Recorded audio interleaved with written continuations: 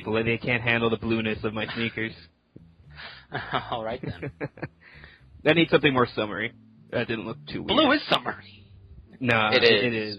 It is. I don't know, I need something else. So I have a nice pair of lovely gray things.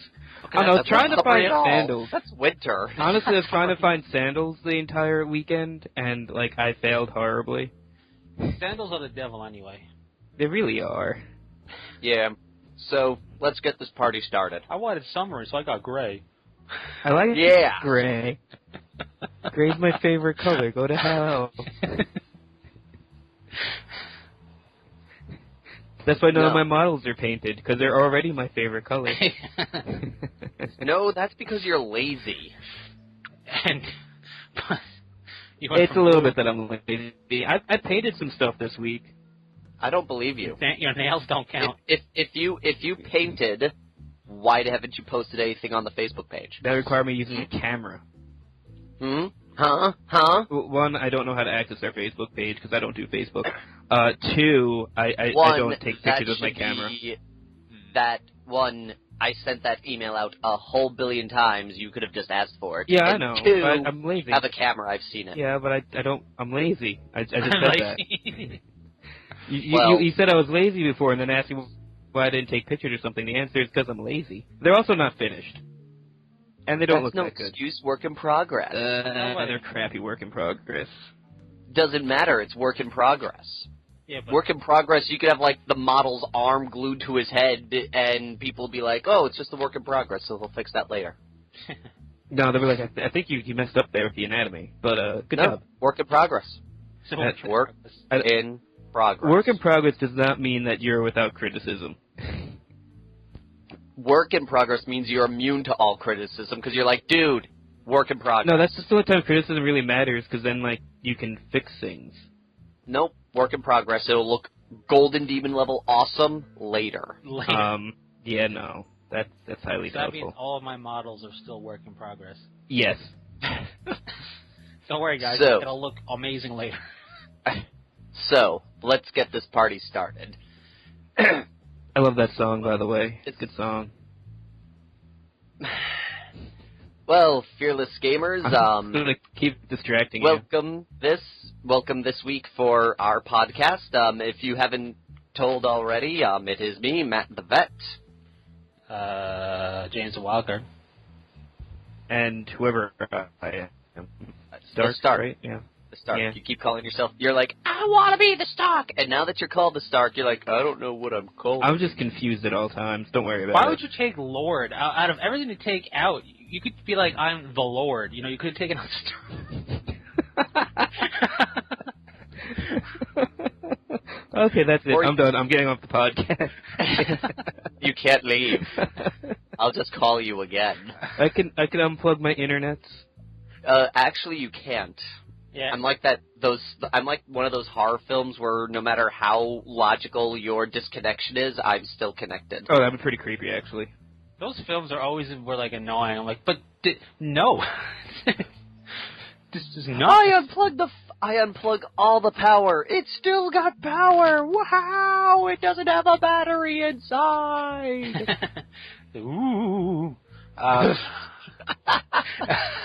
That's why I just see, like, the ghost that's doing that is just sitting there. He's like, they unplug it, and he's just, like, in the background going, ooh, it's still working. Yeah, so I don't know why. I guess because we're talking about machinery. It's been out for a couple of weeks now, but I don't know. I saw it the day it came out was the Transformers movie. Nope. I have not seen it. I'm not gonna watch enjoyed this it. one. I'm more willing to see that than the new Turtles film. Actually, there was a trailer, a new trailer for the Turtles film before that movie, and With the Shredder? and I don't know, not a little bit with the Shredder, but it makes me want to see it more, to be honest, because they have Megan Fox make fun of the whole failed turtle origins, and that was fantastic. Okay. Yes. It's like, I give them aliens, credit for that's that, stupid. but when I saw the Shredder in that trailer, And and the old dude who everyone thought was the Shredder goes to the dude in the shadows and is like, "We are making some improvements to your armor." And you see him come out, and he has the two giant swords come out, and you're like, okay, that's kind of cool. And then the little tiny baby swords that are too close together unfurl out, and you're like, okay, that's a little weird. Then he shoots them out like missiles, and you're like, okay, kind of cool. And then he magically summons them back. I'm okay with that. It's like tank funnels in Gundam. It's no, like they're rocket engines. It's rocket engines. You see these little engines shoot out of the blades as they back up. All they were missing was the stupid trucker beep sound when they back up. No, it's fine. It's just like... They should put that in. To me, when I saw that, I went, that's like the Gundam Fang funnels out of 00. I was totally okay with it. It's a new approach. Fang funnels, they fly towards them and then turn around, not just reverse the footage. It's okay. I mean, then Gundam would sue. So you can't have that flight pattern, okay? They trademarked it. But... I want to see the Turtles movie. The Transformers movie I enjoyed. Without giving anything away, what I like about it is they went their own way with the Transformers story. While the other Transformers movies I enjoyed, and it's like, oh, it's like taking the cartoon and making it live action. This is like, we're going our own route with this now. It's kind of like some of the comic movie stuff where it has its basis in the comics, but they went their own way with it. But not in a way that like changes canon or anything. I like that because I was expecting certain things because I figured they're just going to pick up what has been done and make it on the big screen, but they took their own story to it, and I liked that. It was refreshing. It wasn't just I'm watching really awesome-looking Transformers blow up stuff. It was, oh, wow, this is the story I did not expect at all. When I saw, there was, Michael Bay made a comment about the Transformers movie, when asked, you know, what's your opinion on the people out there who feel like, you know, you went away from the whole formula and you kind of, you know, ruined their childhood and all this stuff. And Michael Bay's response was, it doesn't matter if you people hate my movie, you're gonna see it anyway. And that's one of the reasons why I refuse to watch the Turtles film, because if I see it, that's just going to tell Michael Bay, you're right, you can put anything on the screen and we'll give you money. And I want to tell him, in a sense, with my wallet, that, no, you put crap on the screen, I'm not going to go see it. See, but the thing is, it won't be crap. But, no, I get what you're saying with that. It's definitely not the best public relations you could have said. But at the same time, like... I'll be willing to see Transformers, because I was actually interested in that, but I'm not going to go see, unless Netflix gets it when it comes out, because at that point he's got the money anyway. I'm not paying my money to see that film. I'm gonna pay my money. I want to see it. I'm not seeing either. I didn't really. Not that I think they're going to be bad. Just I don't have any interest at this point in watching the Transformers movie. Maybe I'll watch it once on Netflix, like Biz said. But I did miss out on a great opportunity to see a reading of the Turtles script, and I wanted to do that, but I unfortunately couldn't. Oh, where was this? It was in Brooklyn. Oh, that's kind of funny. Yeah, it was supposed to be one of those things they're going to make fun of it the whole time, but you know, yeah. I feel bad missing out on that. No, but I don't intend to see that movie either. The Turtles look dumb. The Turtles look fine. They just don't need their noses. Chop off their noses and round it, and then they would be way better than like what they the are. old Jim Henson one. Right, but I don't mind like that's my biggest criticism for that. And no, one of the things I find funny is I don't know the public opinion on this, but I had a friend who was complaining about the Turtles movie, and she was like, "It's so disappointing. April's only wearing a yellow jacket." Well, and I went, wait, that's something silly to complain about. I went, wait a minute. Let's roll back. Let's dial back the clock a bit here. You remember the original Turtles movie, right? And she's like, yeah. What was April wearing in that? Well, she was wearing like brown, like jeans and a brown jacket. So I'm going to stop you right there. What was okay with that? At least in this one, Michael Bay got the color right. Yeah, no, it's true though. Like out of everything that you could criticize, because I can see people criticizing it, whatever. April O'Neil is not the one to criticize.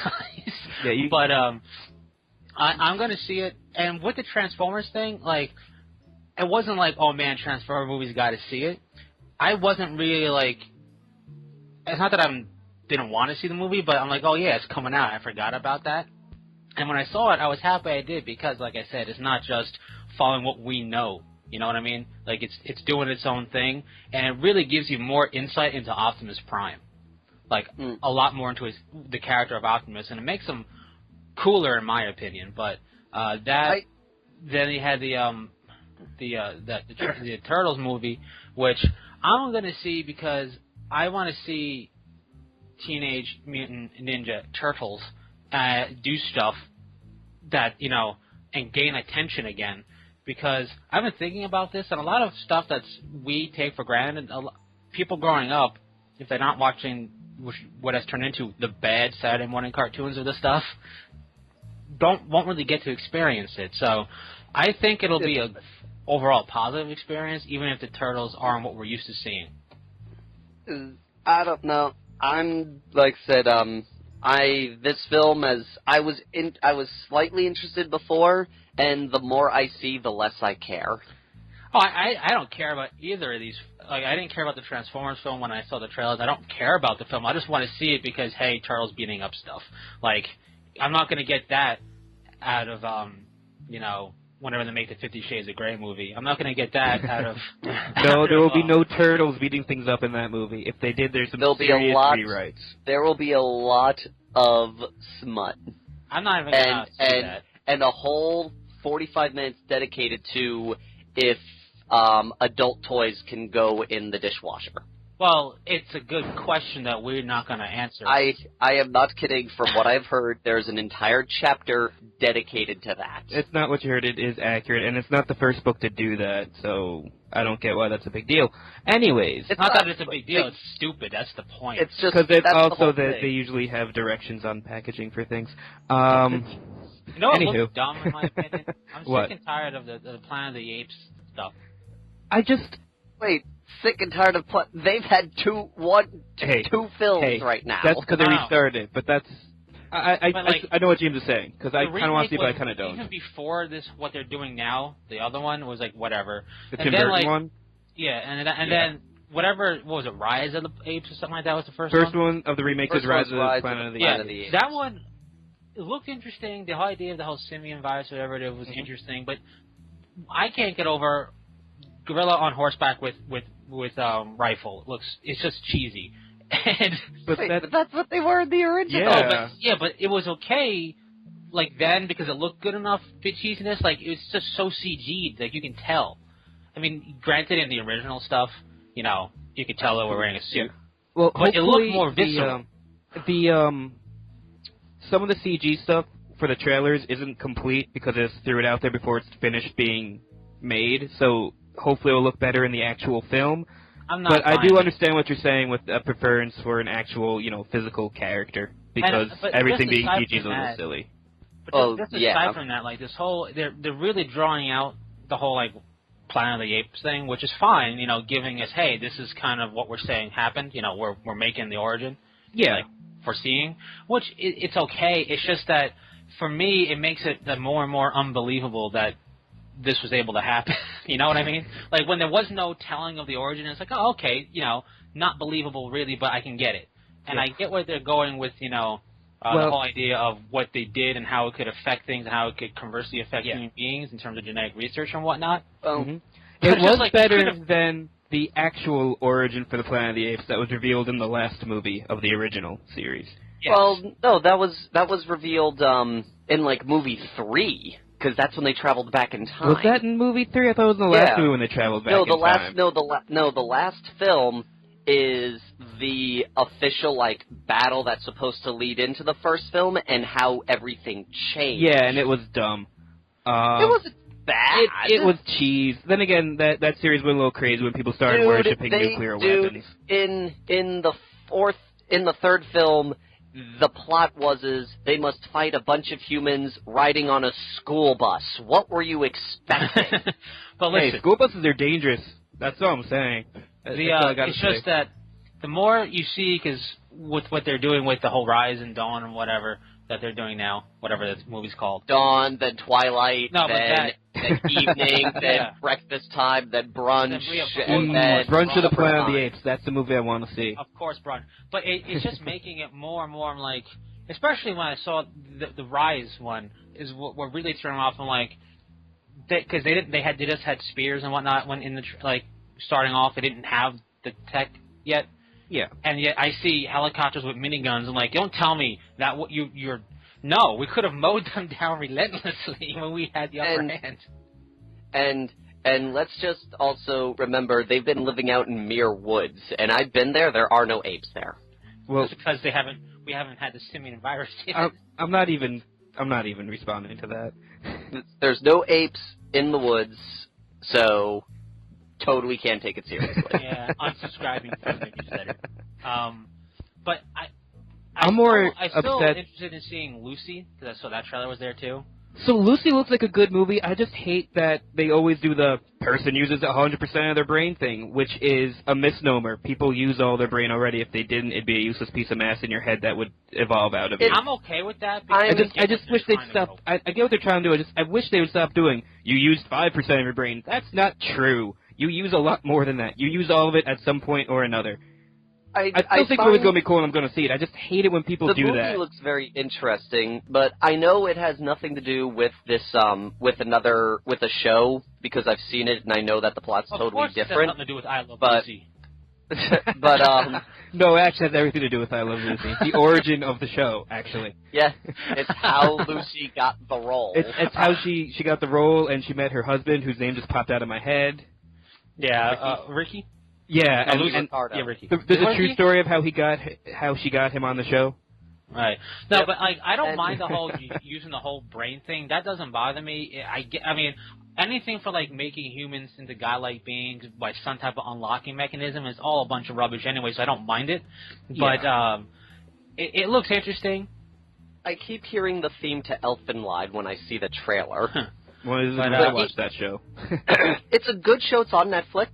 Don't have Netflix. It has nothing to do with this film. The plots are totally different, but the visuals and just how things look, for some reason I just hear the theme song play in my head.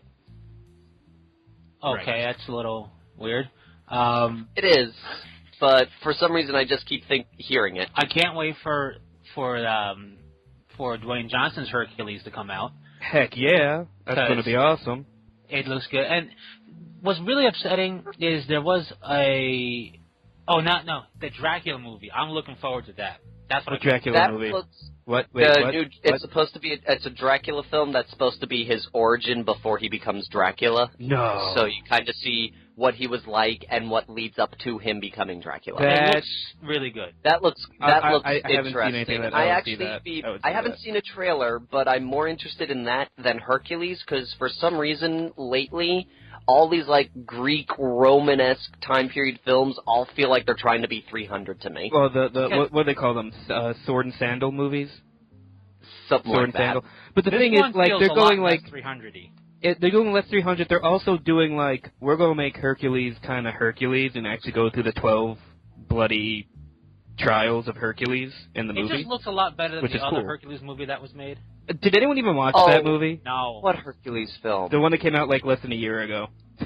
I'm trying to remember this, because I know what you guys are talking about. It looks so bad. Yeah.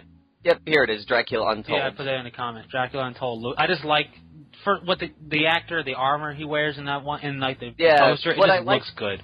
What I really like is I saw a screenshot and it looks very reminiscent of Francis Ford Coppola's armor for Dracula.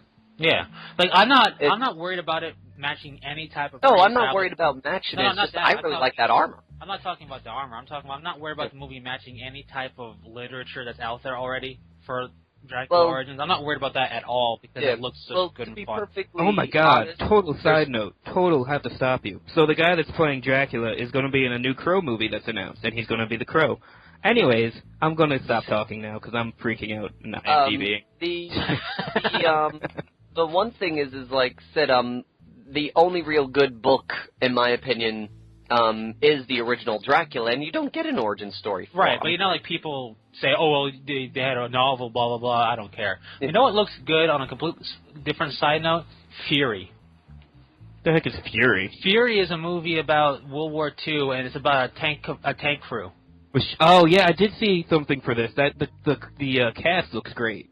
Yeah, I don't care if it's got Shia LaBeouf in there, but it's more about everyone else besides the Beast. He's got a role in there. But the thing is, I didn't really pick up it was him right away at all.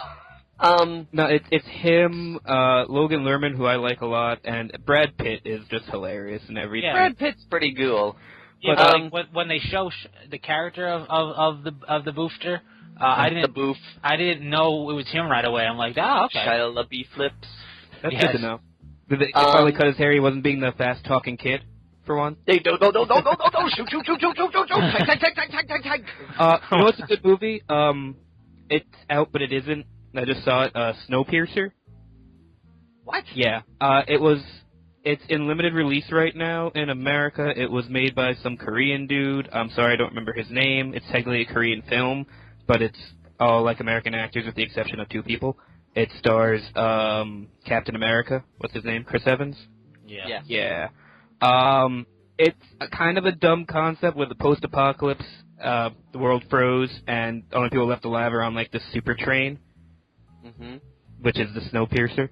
And obviously there's like this class struggle of the people in the back of the train get nothing, and the people in the first class have everything. So conflict ensues. But it was a really good movie, and hopefully it gets a full release in America or something at some point. Won't, but it's probably won't, but you should see it if you can. I actually just watched a film that I just purchased called Space Pirate Harlock. It's this new film that they just made, and it's actually really good. When you watch it, you think very much Advent Children in terms of the CG effects that they used in it, because it's a pure CG film. Well, they did Harlock in pure CG? Yeah. Like I said, it's very much Advent Children style in terms of the graphics, but the backgrounds are very photorealistic. And what was neat is I was in San Francisco the past week, and I went to Japantown. And this guy had the region-free European release of the film, and there happened to be a dub of it because I believe it's either for London or it did premiere in a film festival in Hawaii, so they may have dubbed it for that. And it actually was a really good film, and the characters were pretty cool, and all this stuff. If you get a chance, you should watch it. But it's a shame it may not come to the U.S. because it kind of got ripped a new one by critics at the film festival. Ripped a new one. That's okay, it happens. That means we'll find it on a tour. Well, I have a copy of it. Yeah. I bought a copy of it already. You know, of course, what we're all looking forward to is Expendables 3.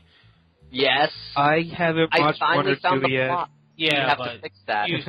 Even if you haven't watched it, you're looking forward to Expendables 3. If you want to see 1 and 2, you're going to want to see 3. I want to see all of them. I just never have the time. Have you seen what the plot is yet? It's actually really interesting. Who cares what the plot is? They're going to blow stuff up. No, see, the plot is Mel Gibson was one of the founding members of the Expendables, and he comes back and he decides he's going to kill Stallone and destroy the Expendables once and for all. Basically, it's Mel Gibson playing crazy Mel Gibson. So, awesome.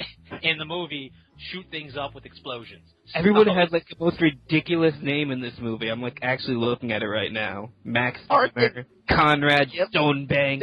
Dude, we have in the trailer. You see dudes sitting in the boat going, "What is that?" And then it cuts to Tyler Cruz with a baby like Painless going, on a little floaty dinghy boat. Yeah, because Terry How Crews could you not see the this man? film? You know what? But you know what I'm not gonna see? Because I think it took way too long to get a sequel, and I didn't really like watching it because we talked about this before. Sin City, A Dame to Kill For. Yeah. No, I have no interest in seeing it. Why? What's with it? Movies taken for. I mean, not that I think it needed a sequel, but it's long, right? I think it's more of a. They're sitting there going, "What can we make a film of?" And then someone Frank Miller I want another movie.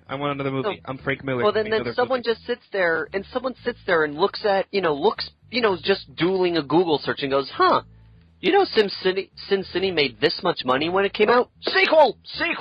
Obviously, sequel. Give that man all our money to make a sequel. It's just, you know, aside from the fact that I feel it's almost going to be, you know, 10 years in the making. To be honest, Sin City was like meh. If you ask me. I enjoyed it when I saw it in theaters, but then when I saw it after that, I didn't own it, but it was on TV. I really wasn't interested at all what I was watching. Like, that's exactly how I felt about it. Like, I saw it there, I'm like, that was cool, and I watched it again afterwards, I'm like, this wasn't that cool. And then I watched it again, I'm like, this is really less good every time I watch it. And then you watch The Spirit and realize it's just trying to be Sin City. I refused to watch The Spirit simply because, backstory, Frank Miller directed it. Frank Miller and Eisner were friends. They were in real life. And they always had conflict on how to write The Spirit. And Will Eisner wrote The Spirit. And he told Frank, no, this is how The Spirit works. And Frank's like, you should do it this way. And he's like, no, you're an idiot. And then Frank directed it and made it his way, and it was stupid and horrible, and let's not talk about Nazi Sam Jackson. Let's just not even mention it. Well, who's obsessed with 8 and eggs? Well, he was the opposite. We don't have to worry about Sam Jackson or anything because, you know, it's Sam Jackson, you know. Yeah, I mean, I'm not annoyed at him for doing it. I mean, he does every movie. It's fine. I'm like, it was a bad movie, Petey. They made a bad movie. Oh, yeah, but this is not the first bad movie Sam Jackson's been in. But it's true. Well, it's Frank Miller should not be allowed near a comic book and should not be allowed near a pen and should not be allowed near a camera. The man should just retire already. He should not be allowed to do anything. Did you see the review of his book, Holy Terror? I did. I've also paged through it before and already knew how psychotic it was. But you know what's interesting, though? For me, at the very least, you know, I saw Sin City, and then when I saw it again, I'm like, every time you see it or even I think about it, it just becomes more and more of a bad movie in my opinion. But it's like one of very few movies that the more I see it, the worse it gets, you know? Usually it stays equal or it's just, oh, I remember this from like my childhood, or it just gets better because I haven't seen it in a while. Yeah. You know, usually it goes up and plateaus but stays level. With Sin City, and I don't know if it's because it's like, because they were trying to be so film noir that the movie should have burned itself before it came out, or if it was the style in which it was shot in, which just doesn't lend well to watching. I don't know what it is about the movie. I mean, part of it, I think, is that film. I think noir, like that style of noir stuff, really can't work in like such a big production type. You know what I mean? I think. Well, it's really tough to say, you know, like, call noir a style, since there's no, like, real official, this is what makes a style. film noir.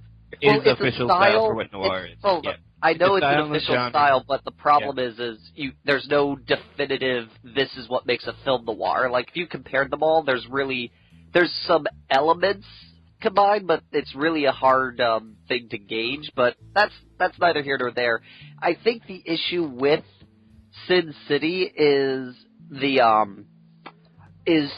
medium it's presented in. I think once it leaves theater, it kind of loses a lot of its visual wow. That might be what it is. And all that movie was visual wow, so maybe that's why. Because, like, I didn't see it in theaters, I saw it on TV, and I was like, and I sat there going, this would probably look really good on a big screen. But to be honest, I don't think yes, clearly I find big screens make movies look better anyway, because you just see it on a grander scale, a bigger scale, but it really didn't change that much. I mean, another good example of a visually wow movie was Tron Legacy. I watched that like 100 times. That was a great movie. I just bought the original on Blu-ray. That movie you need to sit down and have a proper like audio experience for, like, it's good on a big screen, but really what made that movie good was the audio. Like the audio helped a lot, but visually it's stunning on the big screen. Yeah. And you're not going to be able to really replicate it on your TV, no matter if it's a 52-inch 3D. It doesn't matter. Yeah. On the little screen of your the biggest TV you can get, you get a Blu-ray, and you set up the best sound system you can, and you get the closest you can get to getting the audio to bring in the lack of visual. It's still great to watch, and you have Sin City, and while, yes, visually some of the stuff they're doing was nice on the big screen, I still think it's the whole noir style, because you have noir games, those work. I think the whole, like, hey, let's make a movie with nothing but bad, unhappy endings doesn't work too well. When you have... Movies are the happy ending genre, or happy ending media. I mean, they always change the ending of plays to make them happier. Look at Streetcar and Breakfast at Tiffany's. Yes, but you can even have kind of a depressing ending. Yeah. And like a very like solemn ending. Mm-hmm. I think part of it was, I think my big issue with Sin City is that it was like, was it 3 mini stories in one? None of them had a good ending. So it's like, yeah. It was a real big thing of, it felt like, honestly, when I was in theaters, I enjoyed it, but in the back of my mind, like, well, this was a waste of time because of how, that didn't work, what they were trying to do didn't work, and what he was trying to do kind of sort of worked, but couldn't really work, if as long as he stayed alive. I'm like, well, then what was the point of watching this? Speaking of just switching up the gear a little bit here, I saw this really cool film for the first time. I don't know if you guys have heard it. It's called Rock and Rule. Nope. Sounds familiar, but I don't know. It's an old cartoon film from the 80s. It's about this like famous rock star. Like everyone wants to be him, every girl wants to be with him, type of thing. And he feels that his popularity is on the decline. So he finds this ancient text that would give him the ability to summon this ancient demon that would give him the power to be famous forever and essentially rule as the greatest rock star that ever lived. But he needs a particular type of singer to sing the song that would summon the demon, and he finds that in this girl, and he kidnaps her, and it's up to her garage band to save her. If you want, it's on YouTube to watch for free right now. It's definitely worth watching. The animation for it is just mind-blowing at how good it is compared to the time period it is, and the story's actually really good. Okay, well, to tangent that, we'll have to watch that. Speaking of singers and demons, I highly recommend Knights of Badassdom. What is this? It is... I'm actually holding the DVD right now. It's got Peter Dinklage, Summer Glau, Steve Zahn, and Ryan, I can never say his last name, guy from True Blood. Okay. The brother in True Blood. I don't watch True Blood. But... Okay, that's fine. Did you watch Guardians Gahul? He was the main character, Owl. Hilarious. Okay. Yeah, but anyways, it's about a bunch of LARPers and then actually summoning a real demon. Go. It's actually very good. So it's like Mazes and Monsters, but the demons are real. Yeah, no, Mazes and Monsters makes fun of and besmirches RPGing. Yep. This is about LARPers being kind of stupid, but it's good. Watch it. Just watch it. It's Peter Dinklage, like, in chainmail. It's great. All I'm going to say is it's really kind of hard, I find, to try and defend LARPers. Nothing against them, but it's hard to say that they're not. It's hard to stand there and go, listen, you shouldn't criticize, and without breaking up laughing because of LARPing. It still makes fun of it, but in a good way, and no offense to LARPers. I mean, we lost a friend to LARPing. It was sad. He disappeared off the face. Yeah. Have you seen Tom in the past 4 years? He discovered LARPing? Yeah, he's been LARPing for a while. But now he's full-time. Like, we don't see him anymore. Well, good for him. Oh, that's why he disappeared. He really enjoys and is doing it. One of the best things a person can do is find something that they really enjoy and just pursue it and stick with it and continue with it. And I'm not just saying, yes, a hobby or whatever it is, and you pursue it. And when you do that, you're gonna make, you make connections and lose connections. But, clearly, if he didn't enjoy it, he wouldn't be this devout to it. That's true. I find that with LARPers, the people who LARP, I don't want to say the occasional LARPers, but the ones who go to every event and do everything, they're pretty dedicated people to their hobby, which is good for them because I'm going to put out there, it's not the easiest hobby you do in terms of ridicule and criticism, costs, and time and effort spent in doing it because you have to go to these places, camp out usually, spend all this money on everything, and what do you get out of it? You throw beanbags at each other. Fantastic. So it's like...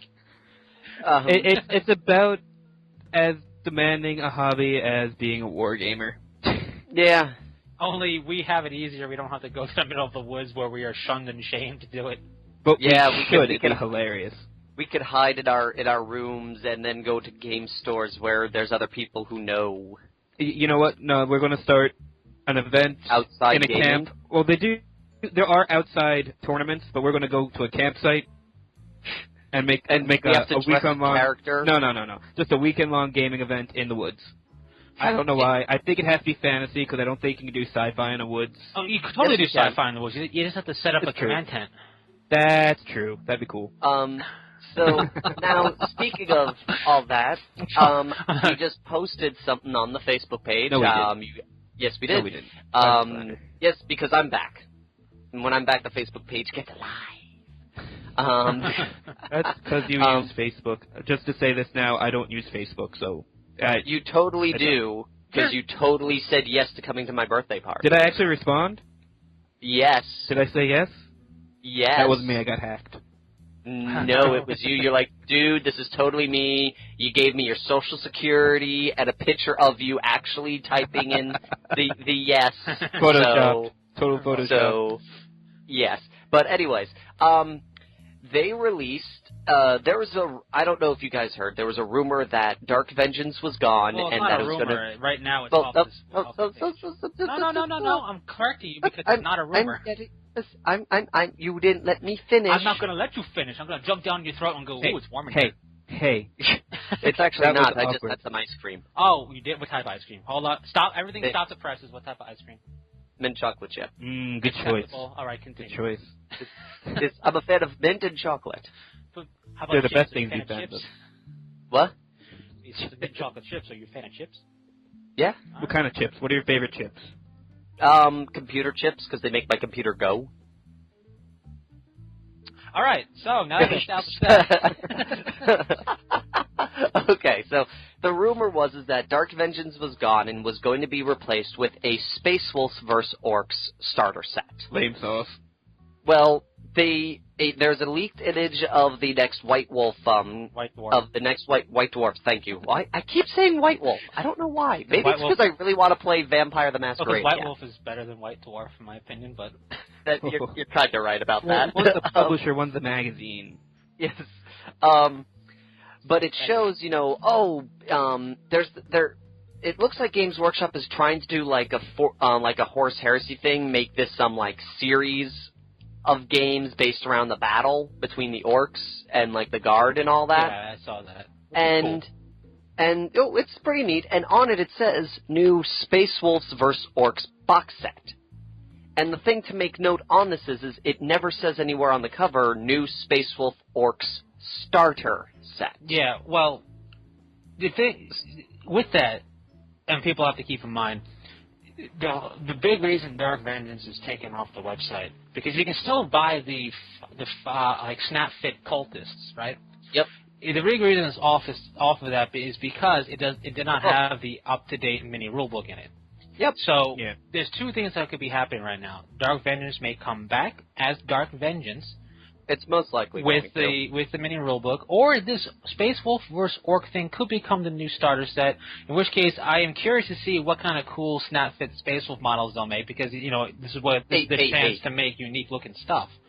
Cool and Space Wolves should never be in the same sentence. Yeah. Unless it's so cool that Dark Angel beat up that Space Wolf. No, it always goes in a sentence because they're from Fenris.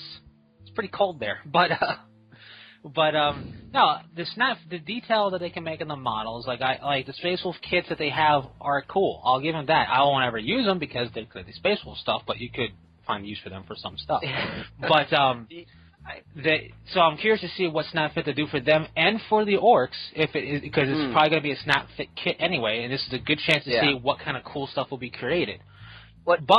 You would have to then they would have to take, which isn't hard to update their website, but it would no longer be called Dark Vengeance. It would be called something else. And then my theory is... The Battle of Sanguinus or whatever, those box sets. Yeah. Sanctum. Battle of Sanctum, that's what this is all part of. But the thing with the cultists is that would then have to either be a 10-man box set, or just kept as it is and moved to the either Chaos side or Imperial Guard side of the web page, because they couldn't be in Dark Vengeance anymore. So my hope, I would like to have two box sets. I would like to have a new box set just as a box set thing, because there's no reason a box set just has to be a starter set, Yeah. Well, what makes me think that it's just a box set is because if I'm correct, this is the second installment for this Battle of Sanctus, or whatever it's called. So I'm thinking that it's going to be, it's going to be orcs versus this, then this versus that, and just be a continuation of the story. I also really just want Dark Vengeance to come back because I finally got the librarian, I finally got that Thousand Sun piece off of the Space Wolf model without having to buy the Space Wolf kit, and I need the librarian from that kit in order to make my conversion work. There you go. But I'm kind of glad because rumor has it, again, this is all rumors, but I like to prep that a rumor is true on the off chance that it is, that the Finecast models are going to be turned into plastic, which, if that's true, then this bit would have been long gone. What bit? Give me a link to the bit. The bit? It's right here. It's a bit you can get on the Thunderlord on a wolf. Oh, the Wolf Lord on the Thunderwolf. Oh, that bit. Yeah. Okay, I know what bit you're talking about now. Yeah. Okay, I was curious because, what... Because there's a neat conversion you can do with that and the Dark Vengeance Librarian that turns him into a Thousand Sun Sorcerer. Well, that's cool, but my biggest thing is I hope it's not the starter set, and as much as I like Dark Vengeance, I would like to be just... I would like this, 40K to have box sets and a starter set. Because as much as I like Dark Vengeance, and as much as this kit will be cool for detail and whatnot, I would prefer a starter set to be of generic models. For example, Dark Vengeance is really cool. But Dark Angel models. And yes, I'm a Dark Angel fan and player, but I think that kit would have been cooler if it was more generic Space Marines, same configuration.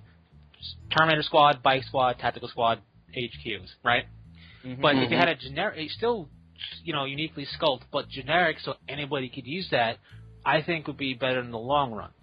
Personally, I think they would sell more. They should get away from the starter combat box and do starter sets, this is a Space Marine starter, this is an Orc starter, and do something like that. I think they should stay with the combat box because what you have with this combat box is the price isn't that bad, and then players have, and plenty of people have gone in with somebody else going, hey, because they're not new players, they just want to get those Chaos side or whatever. So them and a Dark Angel player go halvesies, makes it even more of a bargain, and then they get their separate way. Yep. But I think the starter set should always be, by the starter set I mean the starter box to learn from should always be a battle set, because it just makes it easier. It has simplified rules in there already, everything you need to learn. But they make battle forces, and one thing I would like for them to do is make a starter battle force, because battle forces, some of them are good for starting with, some of them aren't, Yeah. So there should be a starter force, but a starter box set should still be a battle, because it's meant to teach, but there should still be starter forces for every army. Yeah, because it is true, there's a lot of cool box sets out there, and a lot of them aren't really good for starting an army. Like the Eldar one, it's just two grav tanks and a bunch of bikers. Not really a whole lot to make an army out of. True. The Dark Angel one is just for Raven. It's a great box set for Ravenwing, but if you're not playing pure Ravenwing, it's kind of worthless, It's it's good to get if you want to field one full squad of attack, one full attack squadron. But outside of that, if you're not playing pure Ravenwing or don't plan to, there's no need. Another one. Did they ever update the Tau Battle Force thing? Because that thing was kind of lame. They did. They did something new. It's a bit better now, but still. Hold on, let me look. It's got the Piranha, it's got a Fire Warriors, it got its battle suits and stealth suits. So, but no one uses Piranhas. No, I'm just kidding. Piranhas are cool. Everyone uses Piranhas, but you. The Piranha is actually a really solid unit. But you don't use it when used appropriately. It's second behind the Landspeeder in terms of what it is and how good it is because of its rules. But the Landspeeder beats it for certain reasons, but in certain situations you have the ability for the Piranha to run more interference because gun drones. But it's just I'd like to see more sets. And this thing, more sets would be cool. Whatever this thing is with Space Wolves and Orcs, if it turns out to be the starter set, hey, no harm, no foul, really. I just think that starter sets should be generic for the forces in there. Clearly, if you're an Eldar player, you really haven't had a starter set in a long, long time that worked for you. Because they don't do that. But I think the last one they ever did was them versus Imperial Guard for second edition. Probably, but because I think they were the starter set for that. Right, but if you're new and you want to play Tau, then yeah, the starter set's not going to work for you. But for the forces in the starter set, they should be generic enough. Now the Chaos one was generic enough, really. I mean, yes, it was chaosy, but generic enough. Yeah, it wasn't any dedicated to a particular legion. Yeah, or when the anything Tyranids like that. had their 4th edition starter set against them and Space Marines, both sides were generic enough. When you had 5th edition starter set, Space Marines versus Orcs, generic enough. So, they were generic, and I think that's the key. I mean, don't get me wrong, they're probably doing this to push certain codices clearly, obviously, but I think the key to get more than just people new playing it and people of that fan of specifically that chapter is to go generic, because if they made the Orcs specifically the Goths, right, where everything was sculpted on there, well, maybe with Orcs they don't want to care and they do them anyway, but some people would go, you know what, that's not the Orcs I play my own freebooters, and they wouldn't have Goth symbols on them. And then you have Space Marine players go, I play Blood Angels, not Dark Angels. If that was generic, people would be like, well, this is an awesome deal, buying, and then you would sell more. But that's not what they want. They want to sell more with what they sell. I'm interested in how Sanctus Reach is going to play out, because I think it's a cool idea. One thing I have a question about is sorry, the camera girl is like asking me for a comb, and every comb I give her is not good enough. I'll give her a good comb. Yeah, I gave her the gold gem encrusted one. That sounds like terrible for combing. It really does. It was rated the best comb in the world, and she's like, no, I don't want that one. And then she's like, give me a shirt. So I give her a shirt. No, I don't want a shirt. Give me a comb. So I give her a comb. No, I don't want a comb. Give me a brush. Well, but anyway, have you noticed the thingy? Actually, what I'm seeing here, what I was told is not actually true. All right. Interesting. Never mind then. I heard a story that a lot of the bits from... Actually, no, there's a couple here that... couple of the Sisters of Battle models are no longer available to purchase. Well, like a bunch of the group, like you can't get the Celestian squad anymore. You can't get the Command squad anymore. They're right here. No, if you look, it says no longer available. Oh. Yeah. That web story stupid. It's fine. Look, it's an $83 for like 10 sisters. It's fine. That's not available. And there's the Superior with Chainsword is no longer available. Bad model, anyways. It's interesting because and I was looking at Flamers. Space Marine HQ models, and some of them were unavailable that are now re-available again. So I don't know what they're doing in terms of sculpt department, but for a while Pedro Cantor was unavailable, but now he's available again. So I don't know what they're doing in their creation process, but it's interesting. It's interesting because now the rumor mill is going around screaming, the sisters are finally getting into plastic! Nope. Listen, as much as everybody, too. and I mean everybody would love that because A, Sisters of Battle players would get cool bits because let's face it, the plastic kits are getting really cool these days. Mm-hmm. Like the new Tactical Marine kit is really way better than the old one, but they would get a lot of cool bits. And for everybody who doesn't play Sisters, we will finally can stop listening to all their whining about wanting plastic. So everybody wants it to happen. Don't get me wrong. Hey, I stopped complaining a while ago. Once you bring it up. Sisters player. There's like 3 others, okay? And I always... So, and everybody wins. And it would be cool to see what kind of cool plastics they do for the Sisters of Battle. The issue with it is everyone, like the Stark here, him and the other 3, are going, I'll buy the models when they become plastic. And GW's going, well, we'll make them plastic when you buy the models. Yeah, but look how much they cost right now. It's basically $7 for a single infantry model, approximately. Yep. It's ridiculous. It is. But yeah, they should be plastic already. That's the problem right now. It's one of these. Each person wants something, and the other won't budge until the other one does. Well, really, the only people that have to budge is GW, because people are going, I have money that I will give you once I can use plastic, because plastic is several things. Cheaper, lighter, better to convert. All around a superior product than a pewter or even a fine cast piece. Plastic is superior, and anybody who disagrees, too bad. Too bad, because he's got an opinion. Yes, but all around for gaming, it costs are lower. it's not just opinion, it's a fact. It's a better medium to work with because you can convert the heck out of it. You can convert Finecast and even Pewter, but it's not going to be as easy or even cost-effective because you can convert plastic without destroying the model you took the bit from. With Pewter, like people did head swaps on taking an Emperor's Champion. Pewter is probably the worst thing to work with if you want to convert. With that, Emperor's Champion head, you have to basically sacrifice the entire model doing like a V-cut into the chest. Even with Finecast, it doesn't work too well because you don't have the sockets and the joints that plastic has for being put together as often.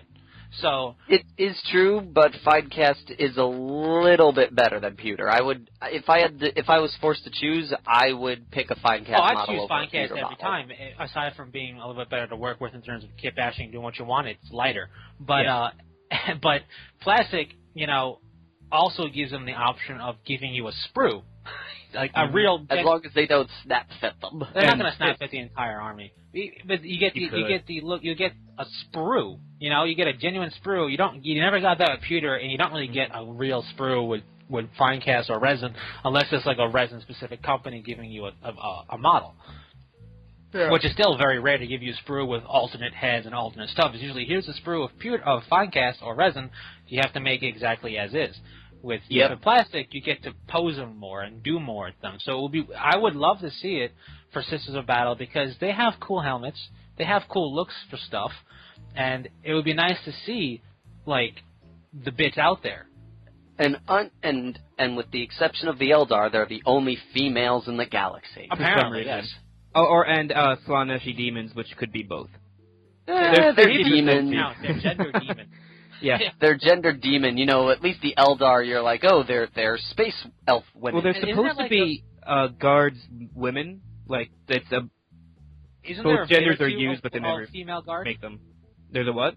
Isn't there like a bit or two? Like there used to be. As far as I know, they're not on the store anymore. I actually have one of them. I have a female Catechin Guard member. No, not in the new kids, as far as I know. I could have sworn I saw something. Actually, you know what? I don't know. I can't say that. I haven't looked since they went Astra Militarum. Well, I purchased a bunch of guard kits, and I've yet to find a female. Have you purchased the new stuff? Yeah, I'm looking right now. I'm looking at like the military temp. Well, the only thing that's the Astra Militarum. The only thing you can do is say with the Militarum Tempestus is that the Scions, when they're fully armored, one of them's a female. Other than that, you're screwed. So let's see basic troops. Nothing in the HQs. Let's look at troops. But yeah, one thing that annoys me is that the sisters regularly go off the site, and every time they do, people are like, they're coming back with new stuff. GW regularly takes things off their website, and people always freak out when they do that, because sometimes it is true they're doing something, but more often than not, they're just retooling molds, or their stock is low and they can't make more right now, and they're going through a resetup. And with sisters, they're just going through their stock. Doing, and what's scary is sometimes they won't actually say what they're doing. Like when they got rid of Specialist Games, they never said that they were gone for good. They just said they're temporarily out of stock. There's the one bit if you want a female, and she's in a skirt. Is it the one from the Last Chancers? Yes, that's your one female bit. So we can say three armies. Okay. There was another one. I have the other one. There is an old female Catechin with a grenade launcher. I have her. She looks like Vasquez from Aliens. Right. Okay. Is that we have three armies with female models in them. Yes. But see that Last Chancer? She is the only woman left in all of the Astra Militarum. That's why she's a Last Chancer. Oh, wait. What are the three armies? So there's one Guardswoman, there's a couple of Eldar. There's a couple of Eldars, and then there's the Sisters. Oh, and Dark Eldar. Don't forget Dark Eldar. Yeah, but... Well, they count them all together because they're the same race. Yeah, the Dark Eldar, of course, but... Which is interesting now that that was brought up. There's apparently been a big uprising in the community that Dark Eldar and Eldar are battle brothers. Yeah, it's a little weird. Well, it's not really. There's been tons of stories where they work together. They don't work together because they want to. They really shouldn't be battle brothers. It should be like allies. That's probably one of the only battle brother pieces that I am not upset about because I've seen them. Like, you shouldn't be upset about any other ones except this one. really. Well, there's the one now that technically Dark Angels are battle brothers with Space Wolves. That's fine. I'm more upset about. That's fine. Anybody that's upset about it's got to stop whining because they will fight. They'll fight each other just as well as they'll fight together. You have to remember, Dark Angel. Well, the Space Wolves are stupid and don't realize the Dark Angels hate them first, and second, the Dark Angels are smart enough to know how to use them as cannon fodder. No, but they'll work. Like what they'll do is they'll fight each other and go, "We hate you, we're better, we're better." They'll fight each other, they'll blood each other, and then they'll go, "Oh, wait a minute, there's chaos over there. Let's kill that." And then they'll do that. The Emperor. And then they'll do that as if nothing ever happened between them, and then they'll recommence. So they won't work with each other. They won't have interdispersed squads. They'll do their own thing, but they'll work together as a very elite force. And then they'll fight each other again. So it's okay. The problem with the Dark Eldar being battle brothers with the Eldar is that, in my opinion, Dark Eldar and Tyranids should be battle brothers with nobody, because Dark Eldar use and abuse and enslave everything, and Tyranids eat everything. So they should have zero battle brothers, either of them. I completely agree. Oh, on the Dark Angel Space Wolves things, also, Dark Angels are professionals. They will work with anyone they have to. And Space Wolves are Vikings, and Vikings love working with people they hate. That's like being professionals. What? I don't know. What? But, all right. Now, speaking of wargaming, I have a question. I think the Stark Lord is the one who probably be able to answer this. Uh-oh. Are the things that are Tacticoma like in Infinity, are they considered vehicles? Do they not have actual vehicle rules in Infinity? The tags, including the rope, they're either the ones that look like Touchcomas from Ghost in the Shell. Yeah. The Armbots. Either you're talking about the Hakislam tag, which counts, think more like a monstrous creature, if you want to think of it that way, has structure and stuff, or it's a remote, which is like a robot, in which case it has slightly different rules. It has a structure instead of HP, but there's no official. I think they're actually moving into doing vehicles soon. So the Armbots don't really have vehicle-like rules. They have like structural rules. Yeah. Would that be any different than having a vehicle rule when you think about it? Yes. They're actually making rules for vehicles soon. Like I think they have them. I've not looked at because by the way, Infinity went 2.0 like a couple of months ago, and I didn't say anything because I've been busy and haven't actually read the 2.0 rules myself yet.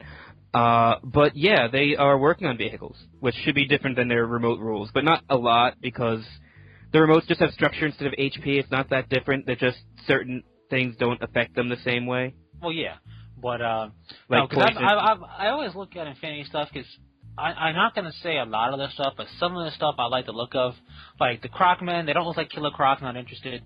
So. You know, but like, and some of the stuff I like, but some of it I've noticed, like, I don't know if it's because they're not as, you know, they don't have the budget that other companies have that have been bigger. Mm-hmm. But, you know, a lot of it looks like very similar like core stuff with just different things sculpted onto it. And like, part of it's the look, but another, I know, like the Knights of Santiago look like the special guy or the Teutonic Knights a little bit. Like, there isn't that much of a change. Yeah. And I'm assuming they don't really have sprues? They don't, because I have several of their models. All their models are still metal, as far as I know. Are they? I thought they got away from that. Actually, no, they're doing some resin stuff with, like, the specialists, but all the stuff I have is metal, because they're still newer. Or, I got them a while ago. So how do the A-lifts work? Are they considered all structural things? Just because they're human-sized, and, yeah, they're cyborgs, but like everyone's cyborgs, so they're mostly still count like same way a human does, unless it's a remote.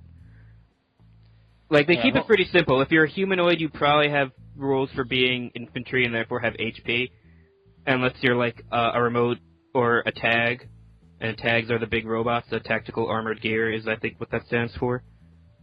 Then you have like structure points. Gotcha. Because I'm looking at their stuff, I'm like, you have to like. A lot of stuff, I'm like, I don't know what this is. And, just to get a gauge on what's what. Once I finally finish my Tau army, I am starting to finally work on my Infinity stuff, and I know I finally convinced the Clown to start playing at some point. Your Infinity stuff, isn't that like Infinity Tau in terms of look? Kinda. Their robots kinda like, remind me of... the Haramaki?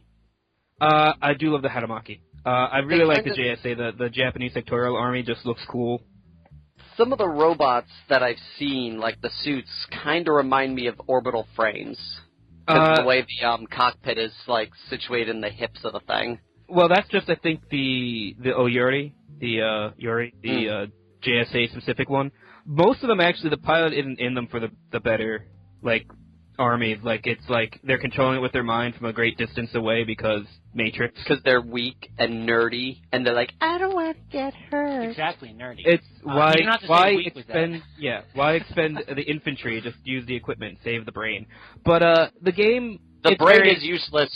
The game is very. We only use 5% of it. I'll kill you. A lot You're of so their. Dead now. I'm going to find where you live. I already know where it is. I'm going to beat you up for saying that. Well, no, because he uses 50% of his brain, so you're not going to be able to touch him with your 5%. But yeah.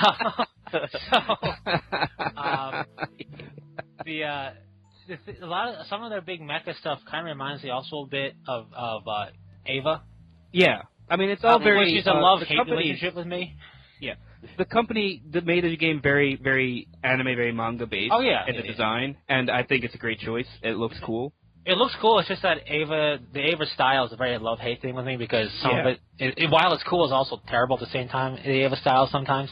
I think you're thinking of like the stuff for that one organic alien race. Well, not just that. I just mean in general they have a very like more organic feel as opposed to boxy.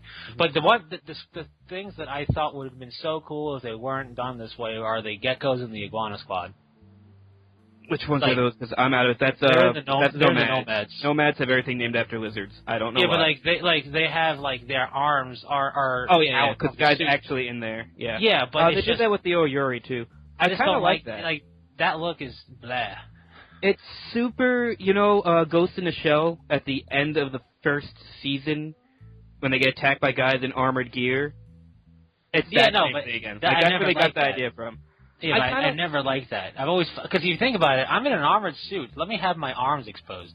Well, what it allows for, realistically, and this is stupid trying to be realistic here, is it allows you to have greater, because like what you do with your hands, the body does, so it gives you better control of that, but also you could be more touch sensitive, like you're like, I need to go type and open a door now. I can't do that with this giant metal hand. I'm a 15-foot tall suit. I'm not worrying about typing and opening a door. I'll open the door with my hands as I ram through it. I'll open it by punching it. But it's just that kind of stuff. And this is the future. Neuralink done.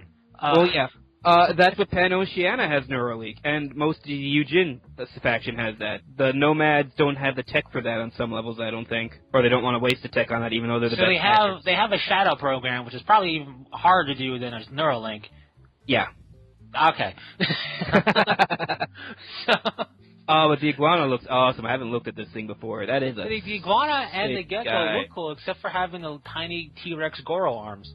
Well, you know what? If you put together the model, just green stuff that over and make it a rounded body frame and don't worry about it. No, I mean, clearly you could do that stuff. I just never seen these models in pieces and know how they come. How they come. Oh God. I'll take pictures on my phone later and send you of the Oyuri because I haven't put it together yet, and that one's kind of annoying to put together. It's very much if you put together a Privateer press model, the old metal one. It's a lot like putting. I'm not a fan of those. It's very tough to pose them because you have to put them in the pose they want you to put them in because they look best that way. Like the dynamic poses in metal really require you to put it together the right way. See, I'm just not a fan of overly dynamic poses innately. Yeah, I know. They don't have a lot of those. Like their infantry at most are 3 pieces. Like the arms aren't attached or something, or like a weapon bit isn't attached. But like the tags, like looking at the gecko, neither the legs, 4 arms aren't attached guaranteed. The head's not attached, and the legs. So it's at least 1, 2, 3, 4, 5, 6, 7, at least 8, probably 14 parts in metal. I mean, it's funny. I look at Infinity, and I like the aesthetics overall. I like the idea of the game. It's got very heavy cyberpunk elements to it. Yeah. And I like all of it, but yet I have no desire to play it. And it's sad, because I like it. But the rules are great. Like, it's one of the best quad games out there. But one question. What's the whole deal with this bootleg series? Those are just really, really cool models. But why do they call them bootleg? Because that was the name of that side thing. The bootleg models are just cool-looking, dynamic models. They're just, like, for showpieces. probably like it's just weird because I keep sitting there going, is this a company outright saying we're ripping off the company? Like, no, it's their models.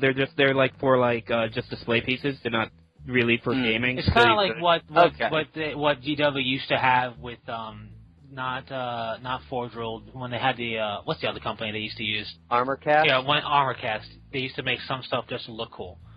And they had some special models you could buy that were just like one is 4 different Marine chapters hoisting up a banner.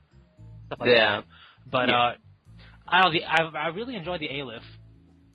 They're cool because they are so techy.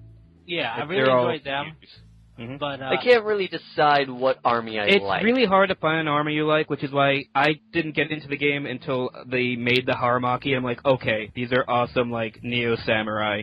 I found it. I'm done. And then I got more into it. My problem is, like, on the whole, there's no one division that I like all the model of. It's bits and pieces from everything, and every single thing. The Aleph, I enjoy them, but like half their stuff, I wouldn't care less about. And then like same thing with the Nomads and the Yujing and the Ariane. I have the same problem. Like I had the same problem until I'm like I really like majority of the JSA subsection of the Yujin. And the thing is, most all the current ones have like their main overall force and then 2 sectorial armies, which are like minor things that you can just specialize in. Like the Yujin have like everything, and then you can either do the 2 separate sectorials that are under it. So there's like 8 factions with 2 sub-factions each that you can. So there's a lot of army options, and you can really do whatever you want. Technically, in tournament play, you can. I'm pretty sure you can ally. You just can't use mercenaries in tournaments, but like you can have Yujin with like 1 or 2 Pano and Oceania, if I'm not mistaken. Right. If I'm wrong, someone yell at me because I've never done. But the Combine armor, I like nothing of theirs. Yeah, they look terrible. That's actually what Matt the Clown, I believe, is looking at. And I don't like them at all. Oh wait, no, he's looking at the other alien group, I think. Oh, the newer Toha? Yeah, he's either looking at them or the Combine. I forget which is fine. I like a lot of their models, but like I like a lot of the. It was really tough for me, like the big one. The Toha, I kind of like the demon-y look of some of the bigger models. The Toha has some interesting side rules. Like I think they have issues with fire. Like I don't know. Like I like some of the don't like it. Stuff. That is their word. Pan-Oceania looks really awesome, but I can't get into them. Like I'm just. The big thing I like is their Crusader brethren. Yeah, I love their tags. All their tags look awesome. Like really, it's just like give me the Crusader, give me something else. Mm-hmm. That's why I don't like Hak Islam. Like I really like their infantry, but I don't like their tag. With the Yujin, I don't really like most of it. I like the Harakami, but other than that, it's like I kind of like the cutters in the Pan-Oceania. Yes, but exactly. Like their tags are all awesome, Pan-Oceania, and anything tag related. Yeah, it's just like and I like their Dragos as well. Mm-hmm. It's just that Infinity. It's one of those games for me that looks cool, but I'll probably never get into. I just can't. Yeah. Like, because one of the biggest reasons is like I can't settle on something. Well, so. the nice thing about the game, and now I'm trying to sell the game to people. Hey, the nice thing is, an average game, you really don't have more than 10 models. So you pick 10 guys that you like from one faction or close to, and that's it. And it doesn't really matter like building a good list because it's, as everyone says, if you read any forum for the game, it's not your list, it's how you play it. So even a crappy list can still be good because it's a lot about positioning and strategics in the game, which is kind of nice. If I got into this game, it'd probably be Pan-Oceania. That's because I kind of like the way their models look for that one. Like it's just not like I would have trouble picking 10. That's my problem. It's like there's only like 2 things here and 2 things there. I have like 15 models for the game because I like most of the range for the JSA, and there's only 1 or 2 that I'm missing that I want to pick up because I kind of want to get one of their motorcycle guys as a hacker. Because it might be better than using a ninja as a hacker, if I recall. That's a lie. You just said things that does not compute and said ninja and better than, okay? According to, listen, the way popular, things and ideas of the ninja is that you can't beat him, alright? Unless maybe it's a pirate and then it's like a draw. Or Batman. One nice thing I know that I like about the game, that James, you'll like, is that I know you're not a big fan of Melee. Nah. Because Melee in a World of Guns doesn't make sense. It doesn't. Like, even Bruce Lee said that. Like, I'm good until someone comes in with a gun, then I'm going to lose. Because they have a gun, what am I going to do? Punch them? I'm not going to get the chance. Gonna punch the bullets. Yeah, no. So in the game, like, close combat is really brutal, really fast, and usually no one comes out happy, which is also kind of the tough part about playing JSA, because they're a very melee-focused faction. Like, your guys die really fast. Because if you get into close combat, you're probably going to get killed. Most of the time, it's like 33% of the time you'll live. So 66% of the time you're going to die, just like any real fight to death in close combat. Yeah. It's either you die, you both die, or you win, and two of those ways you die. And the game replicates that pretty well. Like ninjas, you don't just say, I'm a ninja, and run at things and try to kill them running straight forward, because that's a good way to get shot. Then that's not But you're a representing how ninja. ninjas really work, okay? You gotta, Yeah, because ninjas are like, you run and they shoot you and you, like, disappear because the bullets go through you because you're a ninja. only if you're an Oniwaban, and then you have your optical camouflage. And even... No, all ninjas are awesome. What do you mean the only Waban? They only thing they had is a ninja who wore horizontal stripes on his arms, so his arms looked shorter when he punched. Wait, wrong.